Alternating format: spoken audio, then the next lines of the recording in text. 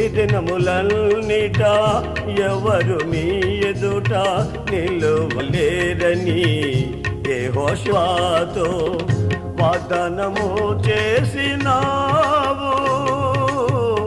వాగ్దాన భూమిలో చేర్చినావు. వాగ్దానము చేసినావు.